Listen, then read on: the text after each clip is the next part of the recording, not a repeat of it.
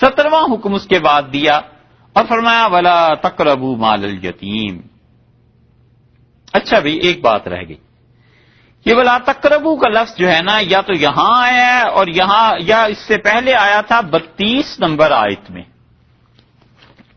وہاں آیا تھا کہ ولا تقربوا الزنا، اور بدکاری کے قریب نہ جاؤ، ٹھیک ہے. اور یہاں آیا ہے کہ ولا تقربوا مال الیتیم، اور یتیم کا جو مال ہے نا اس کے قریب بھی نہیں جانا. ان دونوں کو اللہ تعالیٰ نے منع کر دیا، اور یہاں تک کہ یہ نہیں فرمایا کہ یتیموں کا مال نہ کھاؤ، یہاں فرمایا قریب بھی اس کے مت جاؤ. اور اسی طرح وہ پہلے معاملے میں فرمایا ہے اس گناہ کے قریب بھی مت پٹکنا. اشاعرہ اور ماتریدیہ کا اختلاف اس بات پر ہوا ہے کہ وہ کہتے ہیں اشیاء میں، چیزوں میں، اعمال میں جو حسن اور بدصورتی پائی جاتی ہے، اچھائی اور برائی جو پائی جاتی ہے، آیا یہ شرعاً اچھائی اور برائی ہے یا عقلاً اچھائی اور برائی ہے؟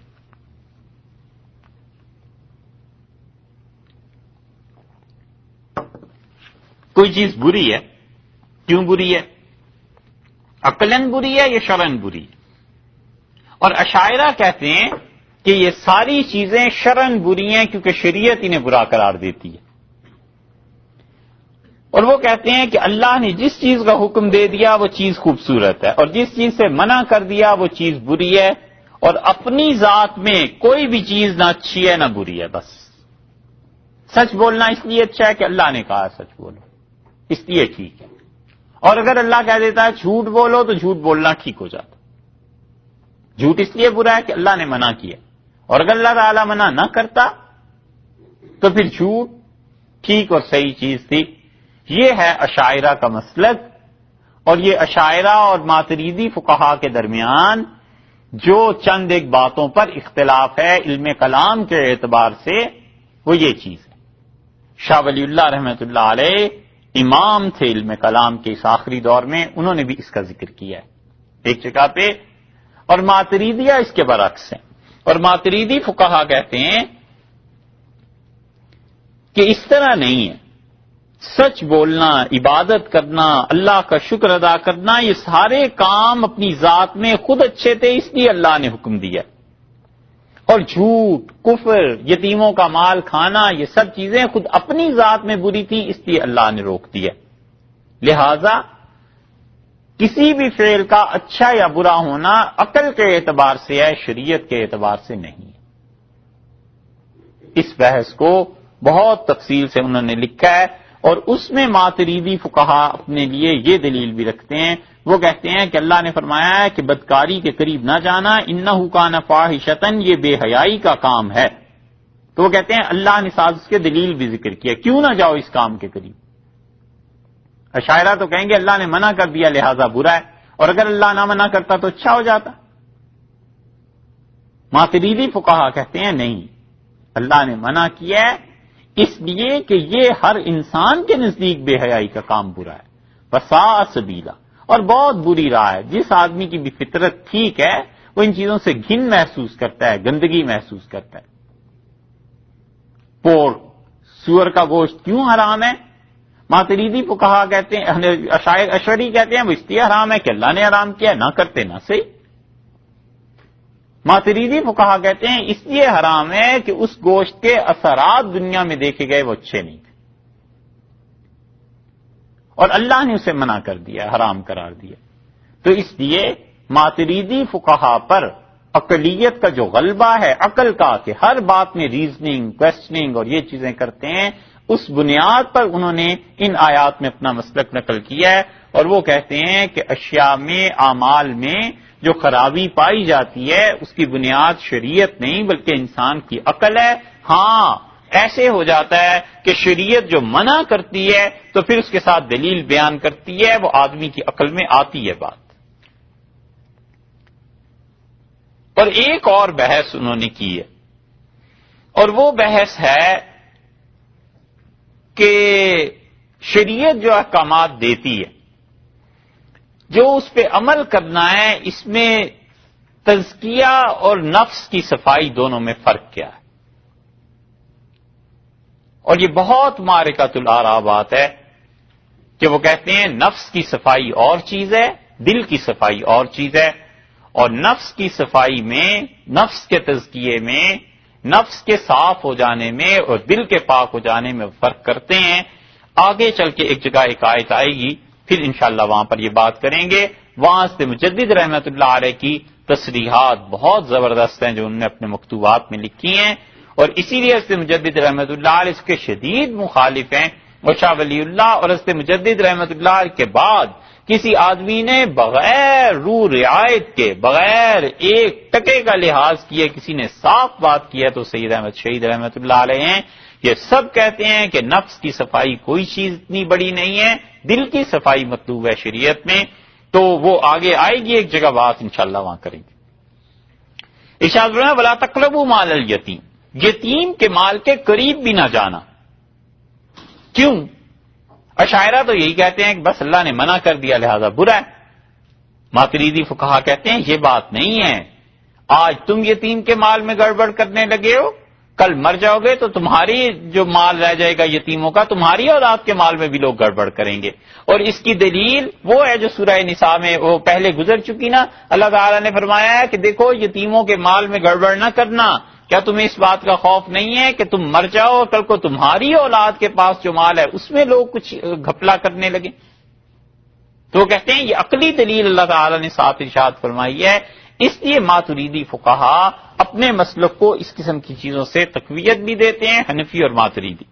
اللہ تعالیٰ نے فرمایا الا مگر باللتی ہی احسن، ہاں وہ طریقہ جو سب سے اچھا طریقہ ہے اس کے ذریعے تم یتیم کے مال کو استعمال کرو، تجارت میں لگا دو۔ یتیم کا مال ہے، اسے کسی اچھی طرح تم انویسٹمنٹ میں لگاتے ہو، حتی یبلغ اشدہ، یہاں تک کہ وہ کیا ہوتا ہے، وہ یتیم بچے اپنی جوانی کو پہنچ جائیں، طاقت کو پہنچ جائیں۔ اس کی تشریح گزر چکی۔ امام ابو حنیفہ رحمۃ اللہ علیہ کے نزدیک کتنی عمر ہوئی؟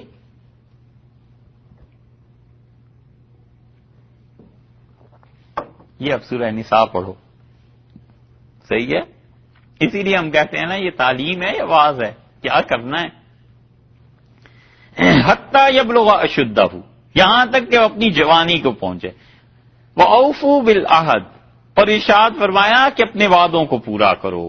یہ 18واں ہے حکم اللہ نے دیا، ان العہد، اور ارشاد فرمایا کہ وعدہ کان مسئولا، وعدے کے بارے میں دریافت کیا جائے گا، پوچھا جائے گا، تم سے سوال کیا جائے گا۔ وعدے سے کیا مراد ہے؟ وعدے سے سارے وعدے جو اللہ کے حقوق ہیں اور جو حقوق العباد ہیں۔ اس پہ بحث کی ہے محدثین نے، فقہا نے اور مفسرین نے کہ اللہ تعالی کے حقوق تو کافر سے معاف ہو گئے، کیا بندے کے حقوق بھی کافر سے معاف ہو جائیں گے؟ اور پھر کفار کی بھی دو قسمیں، وہ کہتے ہیں کچھ کافر ایسے ہیں جن تک اللہ کے حکم پہنچ گیا، شریعت پہنچ گئی اور اس نے ایمان کو قبول نہیں کیا، تو اب تو یہ کافر جائے گا جہنم میں بھی، کیا اس سے حقوق العباد کی پوچھ ہوگی؟ تو اس پہ تو سب کا اتفاق ہے کہ اس سے حقوق العباد کی پوچھ ہوگی، اللہ تعالیٰ کے یہاں اسے حساب دینا پڑے گا۔ اور ایک کافر وہ ہے جس تک شریعت کے احکامات پہنچے ہی نہیں ہیں، کیا اس پر بھی حقوق العباد ہیں؟ تو اس میں فقہا کہتے ہیں کہ حقوق العباد میں جو چیزیں ظلم ہیں اور عام انسانی عقل میں بھی آتا ہے کہ یہ ظلم ہے، ان کا ارتکاب اگر اس نے کیا ہے تو قیامت میں اس کا بدلہ اسے دینا پڑے گا۔ مثلاً وہ اللہ تعالیٰ کو نہیں مانتا تھا، رسالت کو نہیں مانتا اس لیے کہ اس تک خبر ہی نہیں پہنچی، لیکن اتنی بات تو اس کی عقل بھی بتا دی تھی کہ کسی کے گھر چوری کرنا درست نہیں، کسی کی بلا وجہ توہین کرنا درست نہیں، یہ تو اسے بھی پتا تھا۔ تو اس طرح کے جتنے حقوق العباد اس نے ضائع کیے ہیں قیامت میں اس کی پوچھ ہوگی۔ یہ الگ بات ہے کہ اس کے بعد اس کو مٹی میں ملایا جائے گا، جنت میں بھیجا جائے گا، لیکن سزا اسے ملے گی حقوق العباد کی۔ اور کچھ فقہا اس حدیث سے دلیل لاتے ہیں جو کہتے ہیں کہ اس انسان پر حقوق العباد میں بھی پوچھ نہیں ہوگی، کیونکہ حقوق العباد اس وقت اس کے ذمے آتے جب اس انسان کو نبوت اور رسالت پہنچتی، نبوت اور رسالت ملی ہی نہیں۔ تو وہ کہتے ہیں رسول اللہ صلی اللہ علیہ وسلم نے بتایا کہ ایک آدمی نے 99 قتل کر دیے تھے، پھر وہ توبہ کرنا چاہتا تھا، وہی طویل حدیث ہے جو آپ نے بھی سنی ہوگی، حتیٰ کہ وہ راستے میں اس کا انتقال ہو گیا تو اللہ تعالیٰ نے اس کی مغفرت کر دی۔ وہ کہتے ہیں جو 100 قتل اس نے کر دیے تھے کیسے مغفرت ہو گئی، اس کے حقوق العباد کہاں گئے؟ وہ تو 100 آدمیوں کا قاتل تھا۔ تو اس پہ محدثین کہتے ہیں کہ اس کا ایمان اتنا اچھا تھا کہ اللہ تعالیٰ اس کی طرف سے حقوق العباد خود قیامت میں پورے کر دے گا۔ یہ کچھ ایک گروہ ہے، ملا علی قاری رحمۃ اللہ علیہ نے مشکات کی شرح میں یہ چیزیں تحریر فرمائی ہیں، لیکن دوسرے فقہا اسی بات کے قائل ہیں کہ وہ کہتے ہیں اس تک نبوت کا پیغام اگر نہیں پہنچا تو بھی حقوق العباد میں جو چیزیں موٹی موٹی ہیں، صاف سمجھ میں آتی ہیں کہ یہ ظلم ہے، ان سے اگر اپنے آپ کو اس نے نہیں بچایا تو قیامت میں اس سے حساب لیا جائے گا۔ اور وہ کہتے ہیں اس دلیل کو بھی لاتے ہیں کہ رسول اللہ صلی اللہ علیہ وسلم نے فرمایا 2 بکریاں اگر ایک بکری نے دوسری کو بغیر وجہ کے سینگ مار دیا تھا تو قیامت میں وہ بھی پیدا کی جائیں گی، اور اللہ تعالیٰ ایک بکری سے کہیں گے کہ تو اپنے سینگ کا بدلہ لے لے، اور پھر انہیں کہا جائے گا کہ تم مٹی میں مل جاؤ۔ تو ایک بات تو یہ تھی۔ دوسری بات یہ ہے کہ ارشاد فرمایا ان العہد کان مسئولا، اور حقوق العباد میں جتنے وعدے آدمی نے کیے ہیں ان سب کی پوچھ ہوگی۔ تو حقوق العباد میں اس بندے نے جو وعدے کیے ہیں وہ ان تمام حقوق پہ مشتمل ہیں جو اس نے اللہ سے عہد و پیمان کیا تھا، اللہ کی اطاعت کا اور رسول اللہ صلی اللہ علیہ وسلم کی رسالت کا۔ ان چیزوں کے اقرار کے بعد جو معاہدے اس کے ذمے ضروری ہیں، مثلا ماں باپ، نانا نانی، دادا دادی اگر محتاج ہو گئے تو اس کے ذمے ان کی کفالت ضروری ہے جتنا یہ بوجھ برداشت کر سکتا ہے، اگر نہیں اس وعدے کو پورا کرے گا تو گناہ گار ہوگا۔ اسی طرح والد کے انتقال کی صورت میں بھائی اپنے چھوٹے بہن بھائیوں کا ولی بن جائے گا تو ولی ہونے کی حیثیت سے اگر وہ اپنے فرائض پورے نہیں کرے گا تو وہ اللہ کے ہاں جواب دہ ہوگا۔ تو جتنی بھی صورتیں حقوق العباد کی ہیں وہ اس میں آ جاتی ہیں۔ اسی طرح کسی کی اپنی اولاد ہے، چھوٹے بچے ہیں، تو بچوں کا کھانا پینا، ان کی رہائش، ان کی تعلیم، یہ سب چیزیں واجب ہیں آدمی پر۔ اگر اس میں وہ کوتاہی کرے گا تو اللہ کے ہاں اس کو جواب دینا پڑے گا۔ 17-18 باتیں ہو گئی۔ 19ویں بات ارشاد فرمائی وَأَوْفُوا الْكَيْلَ، اور دیکھو تم نے پورا کرنا ہے تول کو، جب تولتے ہو تو پورا پیمانہ بھر کر دو، اذا کلتم جب تم ماپ کرتے ہو، وزنوا اور وَأَوْفُوا الْكَيْلَ اذا کلتم جب تم ماپتے ہو تو پوری طرح ماپو، وزنوا جی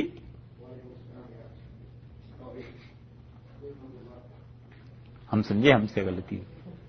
وَأَوْفُوا الْكَيْلَ اذا کلتم، اور پورا بھر کے دو ماپ، اذا کلتم جب تم ماپنے لگو، وزنوا اور اس کے ساتھ ساتھ دوسری بات ارشاد فرما دی کہ جب وزن ہو تو پہلے تو آ گئی ماپنے کی بات، کپڑا ماپتے ہیں نا، بعض جگہ تولتے بھی ہیں، زمین کی پیمائش ہوتی ہے ماپتے ہیں، فرمایا پورا ماپ کا نظام قائم رکھو، وزنوا بالقسطاس المستقیم، اور جب تم وزن کرو تو 20واں حکم یہ آ گیا کہ دیکھو ترازو کو بالکل ٹھیک رکھنا، سیدھی تول رکھنا، یہ انصاف کا حکم دیا ہے۔ اور اسی لیے سورہ مطففین میں آیا ہے، اللہ تعالیٰ نے فرمایا ویل للمطففین، اور تباہی ہے ان کے لیے جو تطفیف کرتے ہیں، جب اپنے ہاں تولنا ہوتا ہے تو تولتے ہیں پورا، اور جب دوسروں سے لینا ہوتا ہے تو اسے کم کرتے ہیں۔ اس تطفیف میں اور اس چیز میں وہ سارا وقت بھی داخل ہے جو کوئی آدمی کسی کمپنی کے ساتھ معاہدے کے تحت طے کرتا ہے کہ میں اتنا وقت آپ کے ہاں خرچ کروں گا اور اتنی مجھے اس کی عوض اجرت ملے گی، وہ اس میں داخل ہے۔ اس لیے ایک صورت تو یہ ہے کہ کمپنی خود کہہ دے کہ صاحب آپ نے اپنا کام پورا کرنا ہے، 4 گھنٹے میں کریں، 8 میں کریں، ہمیں اس سے بحث نہیں، 10 میں کریں، ہمیں کام وقت پہ چاہیے اور اتنا پورا کرنا ہے، وہ ٹھیک ہے۔ اور ایک کمپنی صاحب یہ شرط بھی لگا دیتی ہے کہ اتنے آرس آپ نے ہمیں پورے کر کے دینے ہیں، چاہے کام ہو نہ ہو آپ کا آفس میں رہنا ضروری ہے، وہ اس میں پھر شامل ہو جائے گا. اسے اتنے آرز اپنے گزارنے ضروری ہوں گے. اگر اس میں کمی بیشی کرے گا تو اس آیت کے خلاف پڑتی ہے بات، اور وہ تطفیف کا بھی مرتکب ہوتا ہے. اس لیے جتنے بھی پیمانے ہیں ناپ تول کے، ان میں جو معاہدے ہیں ان تمام معاہدوں کی پابندی کرنا ضروری ہے. ذالک خیر، اللہ تعالی نے فرمایا یہ بہت اچھی چیز ہے. یعنی دنیا میں جب تم ایسی تجارت کرو گے، اوقات کی پابندی کرو گے، ماپ تول کی پابندی کرو گے، تو یہ بہت جلدی نفع تمہیں ملے گا. اس کا لوگوں کو اطمینان ہو جائے گا کہ فلاں دکان والا ٹھیک چیز تولتا ہے. یہ ایسا نفع ہے جو دنیا میں ہی تمہیں مل جائے گا. وَأَحْسَنُ تَأْوِيلًا، اور ارشاد فرمایا دوسری بات کیا ہے؟ دوسری بات یہ ہے کہ اس کام کا انجام اچھا ہے، آخرت میں اللہ راضی ہوگا، اللہ کی خوشی تمہیں نصیب ہو جائے گی. دنیا بھی اچھی، آخرت بھی اچھی، کیونکہ تم نے عدل سے کام لیا اور ظلم سے بچے. اصل ساری آیت کا خلاصہ یہی ہے کہ آدمی ظلم سے بچے، اور ظلم بڑی بری چیز ہے. قبر تاریک ہو جاتی ہے. آدمی ہمیشہ اپنے آپ کو ظلم سے بچانا چاہیے، انصاف کرے، اور انصاف نہیں تو پھر احسان کرے. ظلم کے جتنے راستے ہیں سب برے، اللہ نے منع کیا. اللہ تعالی نے فرمایا دنیا میں بھی اچھے رہو گے، آخرت میں بھی، جب تم ان تمام چیزوں کو پورا کرتے رہو گے. اسی لیے صحابہ کرام رضی اللہ عنہم میں جو آزادی اور حریت تھی نا بولنے کی، وہ تو کوئی کسی سے نہیں دبتا تھا. حضرت عمر رضی اللہ عنہ نے ایک فیصلہ کر لیا، اور سب صحابہ رضی اللہ عنہم نے کہا کہ امیر المومنین یہ ٹھیک ہے، اور حضرت علی رضی اللہ عنہ نے کہا یہ ٹھیک نہیں ہے. حضرت عمر رضی اللہ عنہ نے کہا میں نے کیا اس میں غلطی کر دی، اور وہ بات اتنی سی تھی کہ حضرت عمر رضی اللہ عنہ تک رپورٹ پہنچی. لمبا قصہ ہے جس کا خلاصہ یہ کہ مدینہ منورہ میں فلاں عورت کے گھر بہت لوگ آتے جاتے ہیں. حضرت عمر رضی اللہ عنہ کو پورا نظام تھا جاسوسی کا، اور وہ لوگوں کو نظر رکھتے تھے کہ کیا کہاں کیا چیزیں ہو رہی ہیں. اسی لیے تو وہ کہتے تھے کہ اگر اللہ نے 1 سال مجھے اور زندگی دی تو میں اپنی مملکت کے ہر شہر کا دورہ کروں گا، اور ہر چوراہے میں جا کر کہوں گا کہ لوگوں تمہیں کوئی شکایت ہو ہمارے امیر سے تو کہو. اور انہوں نے کہا اللہ اس بات پر گواہ ہے کہ میں نے انہیں بھیجا تھا تاکہ تیری کتاب کی تعلیم دیں، اور اللہ اس لیے کہ تیرے نبی صلی اللہ علیہ وسلم کی سنت کو سکھائیں، اور اس لیے اللہ انہیں بھیجا تھا کہ لوگوں میں انصاف کا نظام قائم کرے. یہ 3 باتیں انہوں نے کہی. تو رپورٹ ان کے پاس یہ آئی کہ فلاں گھر میں کچھ ایسی مشکوک چیزیں ہیں. حضرت عمر رضی اللہ عنہ نے کہا اس عورت کو بلا لاؤ. اور جب گئے ہیں لوگ بلانے کے لیے فوج والے، تو وہ کانپنے لگی خوف سے. حضرت عمر رضی اللہ عنہ اس نے کہا ما لی ولی امیر المومنین، میرا امیر المومنین کا کیا کام ہے، مجھے کیوں انہوں نے یاد کیا ہے، میرا اور ان کا کیا تعلق ہے. تو انہوں نے کہا انہوں نے یاد فرمایا ہے آپ کو جانا تو ہے ہی. وہ تھی امید سے، اور اس پر اتنا خوف، اتنی گھبراہٹ مسلط ہوئی کہ وہ بیمار پڑ گئی، اس کا بچہ ضائع ہو گیا. حضرت عمر رضی اللہ عنہ کو جب اطلاع ملی تو بڑے پریشان ہوئے، اور انہوں نے شورا بلائی اور انہوں نے کہا میں نے اس طرح کیا ہے، اس عورت کے ساتھ یہ حادثہ ہو گیا ہے، اور خدا کی قسم میرا تو کوئی ارادہ نہیں تھا ایسی چیزوں کا، اب میں کیا کروں. تو لوگوں نے کہا آپ پر کچھ نہیں ہے، اس لیے کہ آپ کا کیا قصور ہے، آپ کسی بھی شخص کو بلا سکتے ہیں، پوچھ سکتے ہیں. تو سب نے کہا، تو عمر رضی اللہ عنہ نے کہا علی کہاں ہے، لوگوں نے کہا وہ نہیں. تو حضرت عمر رضی اللہ عنہ اس موقع پہ بار بار کہتے رہے کہ قضیۃ ولا باس رہا، اتنا مشکل مقدمہ پیش آ گیا ہے اور یہ ابو الحسن ہی آج نہیں. اسی لیے حضرت عمر رضی اللہ عنہ نے پابندی لگا دی تھی مختلف صحابہ رضی اللہ عنہ پہ کہ مدینہ منورہ چھوڑ کر نہ جائیں. فرماتے تھے اچانک مسائل پیش آ جاتے ہیں، اسلام کا ابتدائی دور ہے، اور یہ میں کس سے حل کراؤں گا. حضرت زید ابن ثابت رضی اللہ عنہ پہ پابندی تھی، ابن مسعود رضی اللہ عنہ پہ پابندی تھی، پھر انہیں بھیج دیا تھا عراق. تو جب حضرت علی رضی اللہ عنہ آئے ہیں تو حضرت علی رضی اللہ عنہ سے فتویٰ پوچھا، تو انہوں نے کہا امیر المومنین میں تو نہیں کہتا کہ آپ پہ کچھ نہیں ہے، آپ کو تو قتل خطا ایک دیت اس بچے کے لیے دینی چاہیے. تو تو عمر رضی اللہ عنہ کو غصہ آیا، ان کا میرا اس میں کیا قصور ہے جو تم میرے لیے فتویٰ دیتے ہو؟ انہوں نے کہا آپ کو پتا نہیں ہے آپ کا روب کتنا ہے لوگوں پر، اور آپ کو پتا نہیں ہے کہ آپ کا پیغام جائے تو لوگوں کی کیا حالت ہو جاتی، آپ کو پتا ہونا چاہیے تھا۔ تو حضرت عمر رضی اللہ عنہ نے ان کی بات مانی اور دیت ادا کی اس کی۔ تو ان لوگوں کے ہاں حریت تھی، آزادی تھی بات کرنے کی، کوئی ایسا نہیں تھا کہ کوئی انسان سچ کو کہیں کہہ نہ سکے۔ اس لیے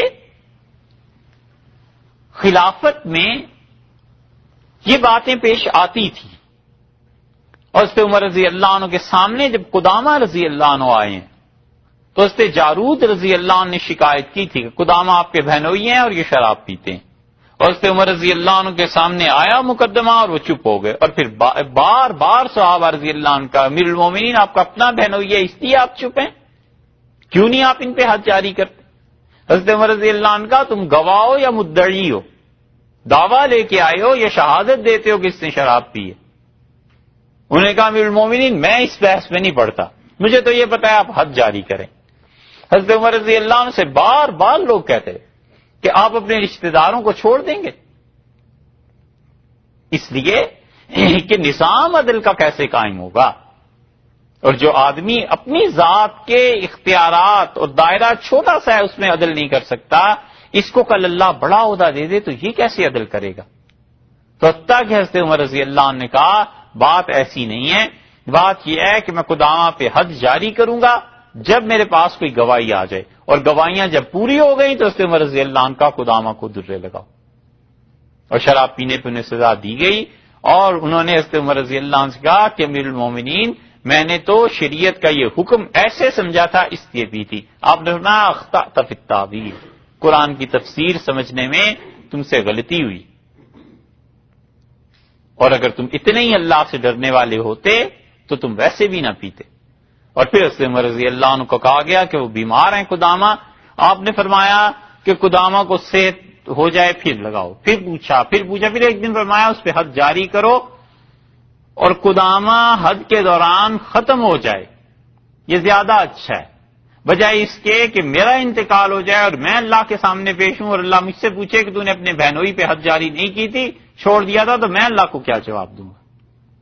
اور پھر قدامہ رضی اللہ عنہ سے ناراض ہو گئے کئی برس تک، اور حضرت عمر رضی اللہ عنہ نے اپنے آخری حج میں جب واپس آ رہے تھے فوج والوں کو کہا کہ پکڑ کے لاؤ قدامہ کو، اور قدامہ رضی اللہ عنہ اس قافلے میں تھے لیکن نہیں بولتے تھے ان سے، تو حضرت قدامہ رضی اللہ عنہ بدری صحابی تھے، کوئی چھوٹی شخصیت تھی، انہیں لایا گیا تو حضرت عمر رضی اللہ عنہ نے کہا میں نے خواب میں اللہ تعالیٰ کو دیکھا ہے اور اللہ نے مجھ سے کہا کہ صالح اخوک اپنے بھائی کو منا لے، تو اس لیے قدامہ جو میں نے کیا وہ مجھے کرنا ضروری تھا، مگر تم ناراض نہ رہو مجھ سے۔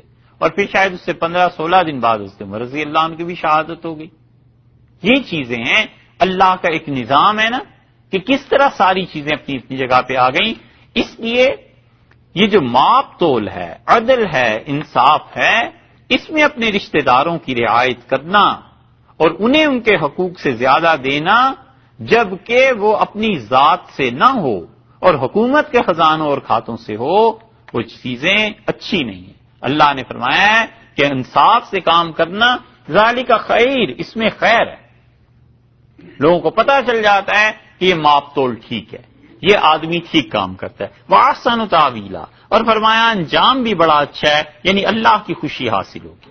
وَلَا تَقْفُوا، 20واں حکم ارشاد فرمایا کہ دیکھو وَلَا تَقْفُوا، اور مت ٹھہرنا، ایسے نہ کرنا، پیچھے نہ پڑنا، ماں ان چیزوں کے لیس لک، نہیں ہے تیرے لیے بہی علم، کوئی بھی علم، جن چیزوں کا علم تمہارے پاس نہیں ہے ان چیزوں کے پیچھے مت چلنا۔ منع فرما دیا کہ بغیر تحقیق کے بات نہ کرو، اور سارے وہ لوگ اس میں آ گئے جو بغیر تحقیق کے الزام لگاتے ہیں۔ اللہ نے فرما دیا کہ ایسے نہ کرنا، ان السمع بلا شبہ، سماعت، کان، والبصر اور آنکھیں، والفؤاد اور دل، کلو اولئک، یہ تمام کی تمام چیزیں ہیں، کان عنہ مسئولا، ان سب کی عنہ مسئولا، اللہ کے ہاں پوچھ کی جائے گی، پوچھا جائے گا کہ ان چیزوں کو کہاں استعمال کیا۔ حکم فرمایا ہے 20واں، اور ارشاد فرمایا کہ دیکھو بات وہ کرنی ہے جو پوری پوری تحقیق کے ساتھ ہے، تحقیق کے بغیر محض اپنے گمان سے کوئی بات کر دینا، ایسے نہ کرنا۔ دنیا میں جتنے بھی الزامات لگتے ہیں نا بغیر تحقیق کے، وہ اس آیت کے ضمن میں آ جاتے ہیں کہ تحقیق کی نہیں اور بس ایک چیز دیکھ لی اور بس اس پہ شروع ہو گئے۔ نتیجہ اس کا یہ نکلتا ہے کہ اعمال برباد ہوتے ہیں۔ رسول اللہ صلی اللہ علیہ وسلم نے فرمایا کوئی آدمی اس عورت پر تہمت لگائے جو حضرت نوح علیہ السلام کے زمانے میں جس کا انتقال ہو گیا تھا، تو آج اس تہمت کا لگانے والا 80 برس کی اپنی عبادت ضائع کر دے گا۔ یہ تہمتیں اتنی بری چیز ہے، اس لیے کیوں کسی کے معاملے میں بغیر تحقیق کے پڑے؟ ممکن ہے اس کے پاس کوئی عذر ہو، ممکن ہے وہ انسان کوئی ایسی عذر رکھتا ہو اور اس کے پاس وہ عذر اس کو اس عذر کی سمجھ نہیں آ سکی۔ اسی لیے رسول اللہ صلی اللہ علیہ وسلم نے سختی سے حکم دیا کہ لوگوں کی ذاتی زندگی میں مت جھانکا جائے، جب تک کہ کوئی خاص صورت نہ پیش آئے، نہ اس کی ٹوہ لگائی جائے، نہ اس کے پیچھے پڑا جائے۔ آپ نے فرمایا جب تم کسی کے گھر جاؤ تو اس نے وہ چیزیں جو تم سے چھپا کر رکھ دی ہیں انہیں کھولنے کی اور کریدنے کی کوشش نہ کرنا، وگرنہ تم اپنے بھائی کو بھی مصیبت میں مبتلا کر دو گے، خود بھی مصیبت میں پڑ جاؤ۔ فرض کر لیجئے ایک آدمی شراب پیتا ہے، اس نے شراب اپنی الماری میں رکھ دی، بند کر دیا، اب یہ اس کا بھائی اس کے گھر جا کے اس الماری کو دیکھتا ہے بغیر اس کی اجازت کے، تو اس کے دل میں بدگمانی پیدا ہوگی نا کہ اوفو یہ کیا حرکت ہے۔ اور وہ دوسرا بھائی، اسے جب پتا چلے گا تو وہ بھی یہی سوچے گا کہ اس کو کس نے اجازت دی تھی میری پرائیویٹ لائف کو ڈسٹرب کرنے کی؟ منع کیا رسول اللہ صلی اللہ علیہ وسلم نے، فرمایا ایسے نہ کرو۔ حضرت عبداللہ ابن مسعود رضی اللہ عنہ کے سامنے ایک آدمی لایا گیا، لوگوں نے کہا، وہ بیٹھا رہا، باتیں ہوتی رہیں، اور ابن مسعود رضی اللہ عنہ جب اٹھ کے جانے لگا تو کسی نے ان کے کان میں کہا کہ اس نے شراب پی ہوئی ہے اور آپ امیر ہیں، اس پہ حد جاری کریں۔ تو انہوں نے کہا منع کیا ہے رسول اللہ صلی اللہ علیہ وسلم نے ہمیں تجسس کرنے سے، میرے سامنے آیا ہے، نہ تو اس نے کوئی بہکی ہوئی بات کی ہے اور نہ اس کے چال ڈھال سے اندازہ ہوتا ہے کہ اس نے کچھ شراب پی ہوئی ہے۔ اس نے کہا سونگ لیں، تو ان کا تیرا ناس ہو، میں لوگوں کے امور میں پڑ جاؤں اور گھس جاؤں تاکہ ان پہ سزا جاری کروں۔ منع کر دیا انہوں نے کہا جانے دو اسے، کچھ نہیں۔ اس لیے اللہ نے فرمایا کہ جو چیزیں ہیں یقینی طور پر بس اس کے پیچھے، لیکن جہاں یقین نہیں ہے محض ظن، گمان، اندازے ہیں، اور اس سے بھی بدتر بات یہ ہے کہ لوگوں کی نیتوں پہ شبہ کرنا، علیہ باللہ، کسی کی نیت کے متعلق شبہ کرنا کہ میرا خیال ہے اس کی نیت میں یہ ہوگا، میرا خیال ہے، تو یہ نیتیں تو اللہ ہی جانتا ہے، اور کس کو اتنا علم ہونے لگا ہے؟ اگر اس کی نیت نہ ہوئی تو اللہ کیا جواب دے گا؟ اس لیے رسول اللہ صلی اللہ علیہ وسلم فرماتے تھے کہ تم میں کوئی آدمی اپنے بھائی کا عیب دیکھ لے پھر اسے چھپا دے، اس کے لیے اتنا ہی ثواب ہے جیسے کہ اس نے ایک زندہ گڑی ہوئی بچی کو بچا لیا۔ جس بچی کو لوگ گاڑنا چاہتے تھے، مٹی میں مار دینا چاہتے تھے، اس نے بچا لیا ہو، اتنا بڑا ثواب ہے اس انسان کے لیے جو کسی کے عیب پہ پردہ ڈال دے، مگر نہ معاشرہ سارا برباد ہو کے رہ جاتا ہے بغیر ضرورت کے تحقیق کرنے اور الزامات لگانے۔ بچے ان چیزوں سے، اتنی مشکل سے بھائی نیکی کرتا ہے اور پھر وہ نیکی اللہ کے یہاں قبول ہو گئی، چلو اب نیکی ہوئی نا، جب تک نیکی قبول نہیں ہوئی نیکی کہاں بنی؟ دیکھیے نا، سونا ہے، آپ گئے بازار، خرید لیا، زیور بنوا لیا، اور وہاں ایک خاص وہ ہوتی ہے مشین، اس پہ چڑھاتے ہیں کہ یہ سونا اصل ہے یا نہیں، کٹھالی کہتے تھے پچھلے زمانوں میں، تو کٹھالی والا یہ کہہ دے کہ یہ سونا نہیں ہے تو پھر تو سب ختم ہو گیا۔ وہ کہتا ہے صاحب ہاں اصلی سونا ہے، پھر ہی بات بنی نا۔ تو نیکیاں جتنی بھی ہم اور آپ کرتے ہیں، اللہ کے ہاں جا کر جب قبولیت کا ٹھپا لگ گیا کہ بھئی یہ ٹھیک ہے، تب نیکی بنی. اول تو یہی کہاں پتا ہے کہ ہماری نیکیاں بھی ہیں یا کس کھاتے میں جائیں گی. اور اگر نیکی قبول ہو گئی تھی، بن گئی تھی، اب اس بے وقوف نے کیا کیا؟ الزام لگا کے اپنی ساری نیکیاں اس کے حوالے کر دی. چلو چھٹی ہو گئی، زندگی میں بھی خسارہ ہوا اور آخرت میں بھی خسارے کا ہو گیا. اس لیے اللہ نے فرمایا مت ان چیزوں میں پڑنا جس چیز کا حقیقی طور پہ علم نہیں ہے. اور اسی میں وہ لوگ بھی شامل ہیں جو شرعی مسائل محض اپنی تخمین، اپنے اندازے سے بتاتے رہتے ہیں، جن کے پاس کوئی علم نہیں ہے، اور جو ان کی عقل میں آتا ہے اس کے مطابق شریعت کا مسئلہ بتا دیا. عقل میں آیا کہ بات بڑی اچھی ہے، کہا ہاں کر لو. عقل میں آیا کہ بات بڑی بری ہے، کہا اسے چھوڑ دو. اس لیے یہ جو شرعی مسائل ہیں نا، یہ انہی کے حوالے کر دینے چاہیے جو شریعت کے ایکسپرٹس ہوتے ہیں، مفتی حضرات ہوتے ہیں. انہی سے کہے بندہ کہ جا کے پوچھو بھائی مجھے علم نہیں اس چیز کا. اور یہ آپ کے معاشرے میں، امریکہ میں بہت بڑی کمی ہے. علماء ہیں نہیں اور لوگ محض اپنی عقل سے مسائل بتاتے ہیں.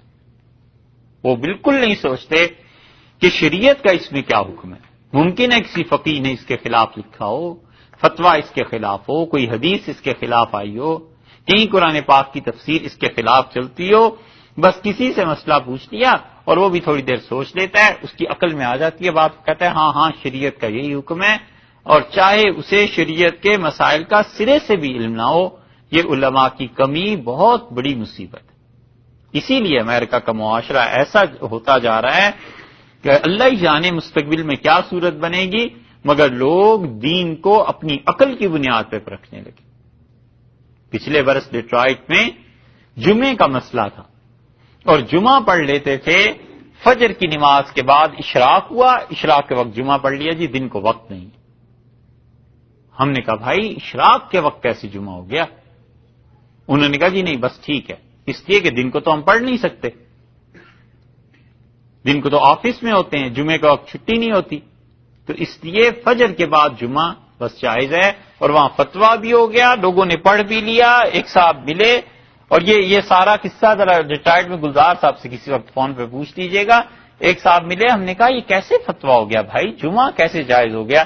تو کہنے لگے نہیں بس ٹھیک ہے، اس لیے کہ ہمارے اس وقت جو نہیں ہوتا تو نمازوں کی تعداد پوری کرنی. میں نے کہا پوری کرنی ہے، چھٹی کے دن پھر اتوار کو کوئی جمعہ پڑھ لے. ان کا وہ بھی جائز ہے، اتوار کے دن جمعہ بھی جائز ہے. یہ سب چیزیں کیا ہیں؟ عقل ہے نا بس.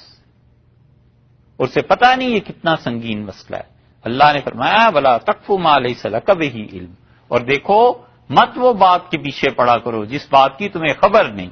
آدمی بچا رہے جس مسئلے میں سچی بات یہ ہے کہ آدمی کا کوئی دخل ہی نہیں نا، بالکل اس میں بولے ہی نہ، چپ رہے. اور بولے اسی وقت مسائل میں جب شدید ضرورت پیش آئے. ان السمع والبصر والفؤاد.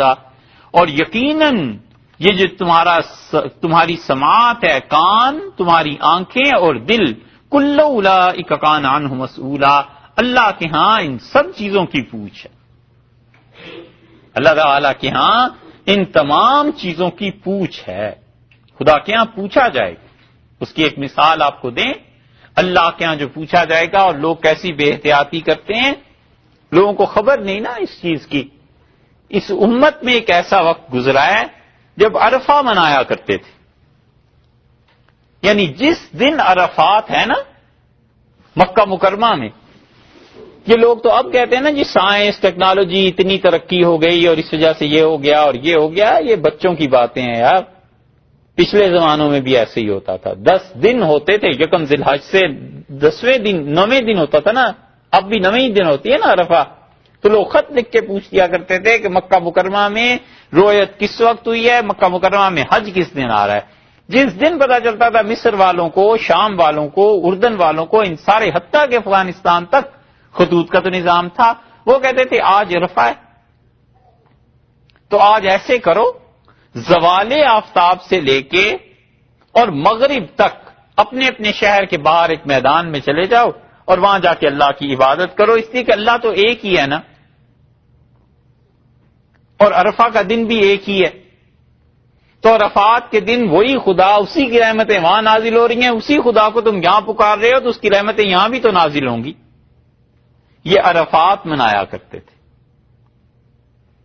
حتیٰ کہ فقہا کو فتویٰ دینا پڑا، اور کنز الدقائق میں جو مصنف ہیں رحمت اللہ علیہ، انہوں نے لکھا کہ عرفہ کا دن منانا یہ بدعت ہے، حرام ہے۔ ان کے شارح ابن نجیم رحمت اللہ علیہ البحر الرائق میں، اور فقہا کئی صدیوں تک لکھتے رہے کہ یہ حرام کام ہے، حرام کام ہے، حرام کام ہے، مت کرو، تب جا کر کے ان لوگوں نے چھوڑا، وگرنہ ان کو خوشی یہی تھی کہ عرفہ ہے تو عرفہ جب مکہ مکرمہ میں ہو رہا ہے تو اس سے آگے حکم سارے ثابت کر لو۔ یہ جہالت رہی ہے۔ اس لیے شرعی مسائل جو ہے نا، ان میں آدمی نہ پڑے جب تک کہ مکمل طور پہ علم نہ حاصل کیا ہوا۔ ان السمع والبصر والفؤاد، اللہ نے فرمایا سماعت، بصارت، دل، ہر چیز اولئک کان عنہ مسئولا، اس کے بارے میں پوچھا جائے گا۔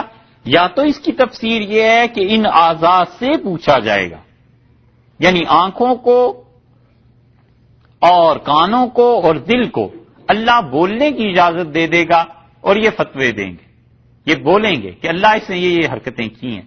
اور یا یہ ہے کہ اس سے پوچھا جائے گا جس انسان کے کان ہیں اور جس کی نگاہ ہے اور جس کا دل ہے، ان سب سے پوچھا جائے گا۔ تو پھر یہ ایسے ہی ہے جیسے وہ ہے نا سورہ یوسف میں گزرا، ان کے بیٹوں نے فرمایا علیہ الصلوۃ والسلام، ان کے بیٹوں نے کہا کہ وَاسْأَلِ الْقَرْيَةَ الَّتِي كُنَّا فِيهَا، اس شہر سے پوچھ لیں جس شہر میں ہم تھے۔ تو شہر سے پوچھے مطلب شہر والوں سے پوچھ لیں، تو مطلب یہ ہے کہ جس آدمی کی سماعت، بصارت اور دل، یہ تینوں چیزیں ہیں، اس سے پوچھا جائے گا۔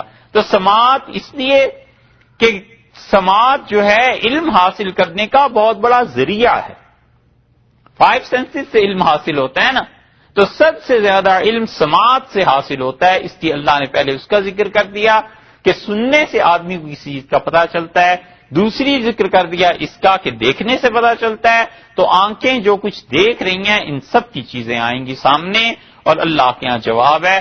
اور آنکھ اور کان جو کچھ سنتے ہیں، دل اس پہ فتویٰ دیتا ہے، دل بتاتا ہے، دماغ بتاتا ہے کہ یہ چیز ہے۔ یہاں دل سے مراد انسان کا شعور، اندر کا فیصلہ ہوتا یہ ہے کہ آدمی ایک چیز دیکھتا ہے اور پہلی مرتبہ اس چیز کو دیکھتا ہے تو اس کے دماغ میں اللہ نے طاقت رکھی ہے، وہ اس کی تصویر آنکھوں کے ذریعے محفوظ کر لیتی ہے۔ مثلا کرسی دیکھی کسی بچے نے، اب دوسری مرتبہ جو دیکھے گا تو فلاسفہ یہ کہتے ہیں کہ وہ اس کو دیکھتا ہے، پھر اس کرسی کی تصویر کو دماغ میں بھیجتا ہے، دماغ اس کو اس سے ملاتا ہے، پھر اس کے بعد وہ فتویٰ دیتا ہے، اسے بتاتا ہے کہ یہ کرسی ہے۔ لیکن یہ ایک دم سے اتنے اچانک یہ چیزیں ہو جاتی ہیں کہ جو ہی اس نے دیکھا فوراً اسے علم حاصل ہو گیا، سائمنٹینیسلی اسی وقت علم حاصل ہو گیا۔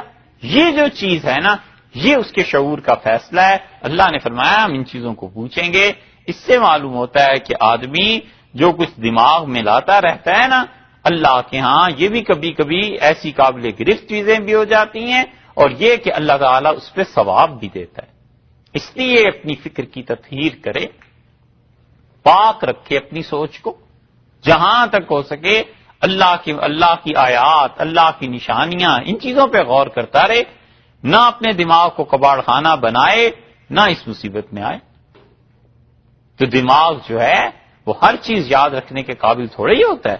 اللہ تعالیٰ نے یہاں تک کہہ دیا 21 حکم ہو گئے، 22واں حکم فرمایا وَلَا تَمْشِ فِي الْأَرْضِ مَرَحًا، اور مت چل زمین پہ، وَلَا تَمْشِ اور مت چلنا، فِي الْأَرْضِ زمین پر، مرحا، مرحا کا ایک ترجمہ تو کیا گیا ہے اترانا، اور ایک ترجمہ کیا گیا ہے تکبر کے ساتھ چلنا۔ تو جو متکبرین کی حیت اور وضع ہے، جس طرح وہ چلتے ہیں تم اس طرح نہ چلنا۔ تو متکبر آدمی کی چال سے بھی اللہ نے منع کیا ہے، تو خود کبر کتنی بڑی چیز ہے، منع فرما دی کہ جو لوگ زمین میں سر اٹھا کر ایسے چلتے ہیں، وَلَا تَمْشِ فِي الْأَرْضِ مَرَحًا، زمین میں تکبر سے نہ چلنا۔ اور مرحا کی دوسری تفسیر یہ کی گئی ہے کہ کوئی آدمی لطف، تفریح ایسے چلے کہ وہ حقوق کو ختم کر دے. جو راستے میں بیٹھنے کے حق ہیں، جو لوگوں کے حقوق ہیں، ان کو وہ بھول جائے. اور ایسے چلنا، دونوں تفسیریں کی گئی ہیں کہ تکبر سے چلنا بھی منع فرما دیا اور اس طرح چلنا بھی منع فرما دیا کہ آدمی بے فکری کی چال چلتا ہے، پرواہ ہی نہیں ہے. بہت بڑا مرض ہے یہ بے فکری بھی، ہے نا. بے فکر ہو کے جا رہا ہے، کوئی پرواہ ہی نہیں. چھینٹے پڑ رہے ہیں، کپڑے ناپاک ہو رہے ہیں تو کوئی پرواہ نہیں ہے. کسی کی کوئی چیز راستے میں آ گئی، پاؤں سے مار دیا، ہٹا دیا تو کوئی پرواہ نہیں ہے. کوئی آدمی سامنے سے آ رہا ہے، یہ کچھ اور سوچتے ہوئے جا رہا ہے، اسے دھکا دیا، گر گیا، ٹکرا گئے، کوئی پرواہ نہیں ہے. یہ ساری کی ساری چیزیں اس میں داخل ہیں. اللہ نے چلنے کا بھی طریقہ سکھایا ہے کہ انسانوں کی طرح چلو. اسی لیے رسول اللہ صلی اللہ علیہ وسلم نے کسی آدمی کو دیکھا تھا، وہ چل رہا تھا، اس کے جوتے گھسٹ رہے تھے نا زمین پہ، تو آپ نے منع فرمایا، آپ نے فرمایا پورا پاؤں اٹھا کے رکھا کرو. اور ایک کو دیکھا وہ ایک جوتا پہن کے چل رہا ہے، منع کر دیا رسول اللہ صلی اللہ علیہ وسلم نے فرمایا دونوں جوتے پہنو یا دونوں اتار دو. ایک آدمی جوتے پہنے ہوئے کھانا کھا رہا تھا، تو یہ نہیں ہے کہ اسے فرض قرار دیا. آپ نے فرمایا اگر تم اپنے جوتے اتار دو تو اس سے تمہارے پاؤں کو بڑا سکون ملے گا. تو یہ ساری چیزیں ہیں چھوٹی چھوٹی اور کوئی فرض واجب کے درجے میں نہیں ہے، لیکن انسانیت کی چیزیں سکھائیں کہ ان چیزوں سے تمہاری بھلائی ہے، تمہارا نفع ہے، تمہارا فائدہ ہے.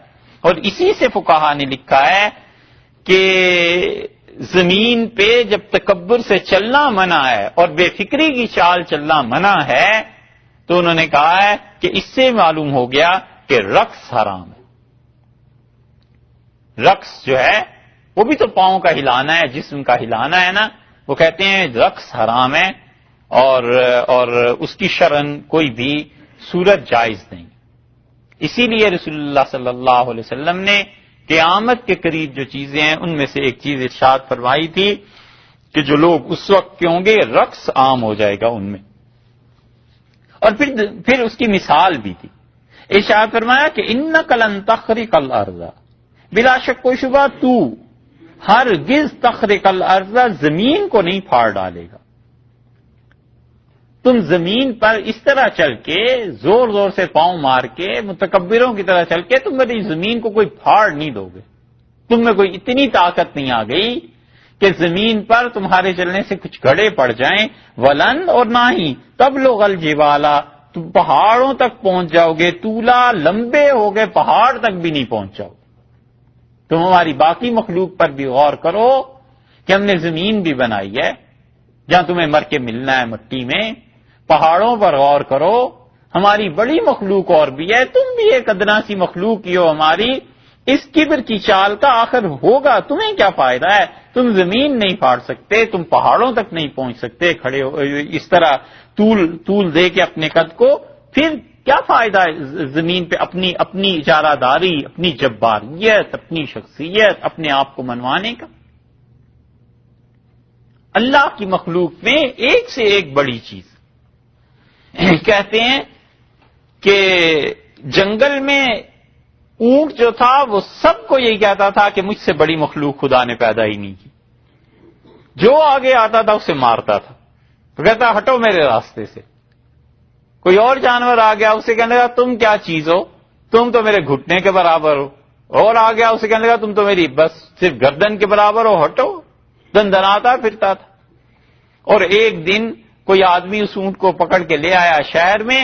جب پہاڑ اس نے دیکھا نا تو یوں اس نے نظر اٹھائی، اس نے کہا خدا نے مجھ سے بھی بڑی مخلوق پیدا کی ہے. تو لوگوں نے کہا اونٹ پہاڑ کے نیچے نہیں آیا تھا، اسی لیے سب کچھ تھا. جس دن اونٹ پہاڑ کے نیچے آ جائے نا پھر ساری شوخی نکل جاتی ہے. اللہ نے کہا ہے اس طرح چلتے ہو زمین میں کبر. اسی لیے اللہ نے اس چال کو منع کر دیا ہے. قرآن میں اس ایک جگہ پہ ہی نہیں، کئی جگہ پہ آپ دیکھیں گے اللہ نے انسانوں کی چال پر اعتراض کیا. اللہ تعالیٰ نے فرمایا میرے اچھے بندے ایسے چلتے ہیں، یمشون علی الارض ہونا، میرے بندے تو وہ ہیں جو زمین پہ بڑے وقار کے ساتھ چلتے ہیں. وَإِذَا خَاطَبَهُمُ الْجَاهِلُونَ قَالُوا سَلَامًا، اور جب ان سے جاہل لوگ کچھ بات کرتے ہیں اور لڑنا چاہتے ہیں وہ آرام سے ان سے لڑائیوں سے الگ ہو جاتے ہیں۔ قرآن بار بار اس چال کا ذکر کرتا ہے، یہاں پر بھی ہے، سورہ فرقان میں بھی ہے، ایک اور جگہ بھی ہے، اس لیے کہ انسان اپنی چال سے ڈھنگ سے پہچانا جاتا ہے۔ لوگ چال دیکھ کے بھی اندازہ کر لیتے ہیں کہ یہ کیا چیز ہے۔ تو اللہ نے فرمایا ہے تم ایسے تو نہیں کر سکتے، کل ذالکا، اور یہ سب کی سب چیزیں کانا سیئہ، ان کی برائی عند ربک کا تیرے پروردگار کے ہاں مکروہا، بیزاری ہے اللہ کو ان سب چیزوں سے۔ دو ترجمے اس کے ہوئے، کل ذالکا یہ جتنے بھی اوپر اعمال ہم نے تمہیں گنوائے ہیں، کم ماپ تول، زمین پہ کبر سے چلنا، وعدے کے خلاف کرنا، فحاشی کے کام، اپنی اولادوں کا قتل، ماں باپ ان کی تعظیم نہ کرنا، رشتہ داروں کے حقوق پورے نہ کرنا، یہ جتنی چیزیں ہم نے اوپر گنوائی ہیں یہ ساری، یعنی جن سے ہم نے منع کیا ہے ان کو کرنا، اور جن کو ہم نے کرنے کا حکم دیا ہے انہیں نہ کرنا، یہ دونوں کام کلو ذالکا کانا سیئہ، ان کا سیئہ ان کی برائی عند ربک کا مکروہ، تیرے پروردگار کے نزدیک بیزاری کی چیزیں ہیں۔ اللہ بیزار ہے، تنگ ہے ان چیزوں سے، یعنی آسان اردو میں ترجمہ اگر کریں تو اللہ تنگ آتا ہے ان چیزوں سے کہ مت کرو ایسے۔ زمین اللہ نے رہنے کے لیے بنائی ہے، انسان بن کے رہو، تم کیوں ایسی حرکتیں کرتے ہو جس سے اللہ کی مخلوق تنگ ہو؟ ایک ترجمہ کہ یہ ساری کی ساری چیزیں بری ہیں، تیرے پروردگار کے نزدیک مکروہ ہیں، اور کچھ نے ترجمہ یہ کیا ہے کہ کلو ذالک کانا سیئہ، یہ جتنی چیزیں ہم نے اوپر تمہیں گنوائی ہیں نا، سیئہ ان کی برائیاں، ان چیزوں میں جو برے پہلو پائے جاتے ہیں، ہر چیز کا ایک اچھا پہلو ہے ایک برا پہلو ہے، ان چیز میں جو برے پہلو پائے جاتے ہیں عند ربک مکروہا، تیرے رب کے ہاں یہ بڑی بیزار کن چیزیں ہیں، اللہ کو یہ چیزیں بڑی نفرت ہوتی ہے خدا کو ان سے، یعنی ایسے کام تم نہ کرو۔ اللہ تعالیٰ کو نفرت ہوتی ہے، بیزار ہوتا ہے، اسی لیے رسول اللہ صلی اللہ علیہ وسلم نے فرمایا کہ جب کوئی آدمی سر اٹھا لیتا ہے زمین میں کبر میں تو اللہ کے فرشتے اس کے لیے بد دعا کرتے ہیں کہ اللہ اس انسان کی عزت کو ختم کر دے۔ اور رسول اللہ صلی اللہ علیہ وسلم نے فرمایا میں قسم کھاتا ہوں کہ تم میں سے جو آدمی اپنے آپ کو اللہ کے لیے مٹائے گا اللہ اس کی عزت میں اضافہ کرے گا، اور آپ نے فرمایا جو معاف کر دینے کی روش اپنا لے گا خدا اس کی عزت میں اضافہ کر دے گا، اور جو خرچ کرتا رہے گا اللہ اسے اور دیتا رہے گا۔ ان ساری چیزوں پہ قسمیں کھا کے رسول اللہ صلی اللہ علیہ وسلم یقین دلایا ہے کہ یقین مانو یعنی یہ باتیں ہوں گی۔ تو اللہ تعالیٰ نے فرمایا ہمیں بیزاری ہوتی ہے ان چیزوں سے، ان سب چیزوں پر آپ غور کریں تو اس میں اصل میں بیزاری کی بات کیا ہے، سوائے ایک توحید کو چھوڑ کے باقی سب چیزیں وہ ہیں جن حرکتوں سے دوسرا انسان تنگ ہوتا ہے، دوسرا آدمی تنگ ہوتا ہے، سب چیزیں وہ۔ حقوق العباد کا کتنا خیال ہے کہ بتایا ہے، لوگوں کے حقوق ہیں، مسافروں کے حقوق ہیں، تمہارے ہاں مہمان آ گئے ان کے حقوق ہیں، تمہارے بچے یتیم ہو گئے ان کے حقوق ہیں، تمہارے والدین ہیں ان کے حقوق ہیں، رشتہ داروں کے حقوق ہیں، حتیٰ کہ ماپ تول اور یہ ساری چیزیں سب کے حقوق بنتے چلے جا رہے ہیں۔ ان چیزوں کو پورا کرو تاکہ معاشرہ قابل اطمینان، قابل امن ایسا ہو جائے جہاں لوگ آسانی سے اپنی زندگی بسر کر سکیں۔ پھر یہی نہیں کہ ہم ان سے بیزار ہیں، اگلی آیت دیکھیے، ذالک، یہ باتیں، یہ حکمت بھرا ہمارا انداز، یہ کچھ چیزوں کا حکم دینا، کچھ چیزوں سے منع کرنا، یہ سب کی سب چیزیں مما اوحا الیکا، جو ہم نے وحی کی ہیں آپ کی طرف، ربوں کا آپ کے پروردگار نے، من الحکمہ، یہ بڑی حکمت کی باتیں ہیں، یہ بڑی دانش مندی کی باتیں ہیں، یہ بہت اچھی باتیں ہیں، ان سے تم حکمت سیکھو، ان سے تم دانش مندی سے کام لو، عقل سے کام لو، یہ بہت اچھی باتیں ہیں جو ہم نے بتائی ہیں۔ اور جب یہ ساری باتیں ہیں تو ولا تجعل مع اللہ الہا آخر، اللہ کے ساتھ کسی کو شریک نہ ٹھہرانا، خدا کا توحید سے شروع کیا تھا، توحید پہ ہی آ کے ختم کر دیا کہ یہ سب چیزیں تو اس وقت ہوں گی جب تم مجھے اپنا پروردگار مانو گے، جب تم اس بات کے بھی قائل ہو کہ ایک رب ہے، تو دیکھو اللہ کے ساتھ شریک نہیں ٹھہرانا۔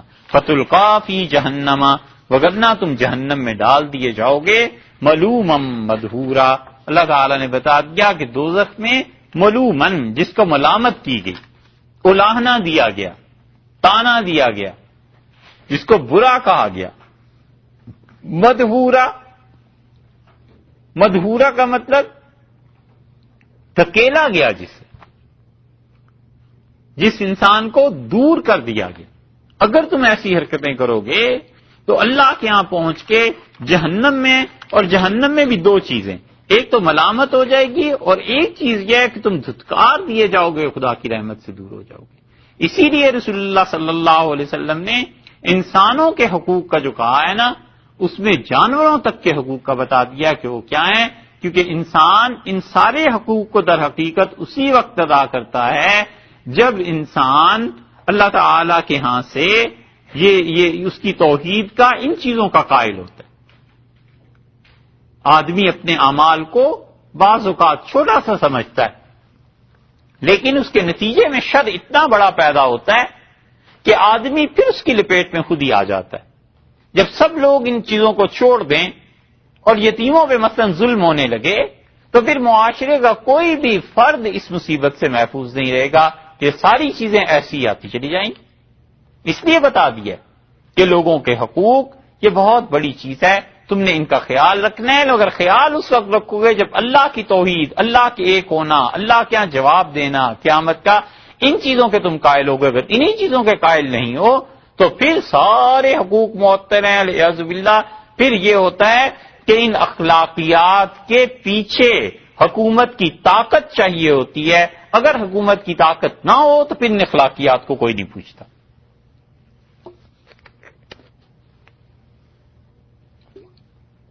اور اگر اللہ کا خوف ہو پھر حکومت کی طاقت کچھ نہیں، ہو یا نہ ہو.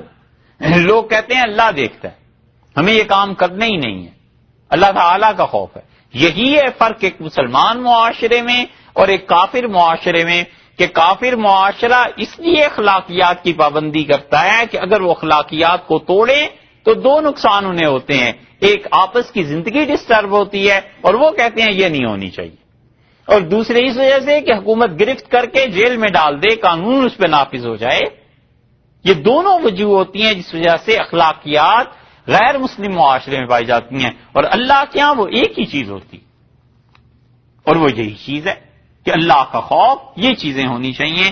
اس لیے یہاں 39 نمبر آیت تک اللہ تعالیٰ نے یہ سارے احکامات کا بیان کیا، اور اس کے بعد جو سلسلہ شروع کیا ہے وہ اللہ تعالیٰ نے بتایا کہ مشرکین اللہ پر کیا اعتراض کرتے تھے اور اللہ تعالیٰ کے لیے کتنی ناجائز باتیں وہ کہتے تھے. آگے کی آیات میں اس کا ذکر ہے کل انشاءاللہ.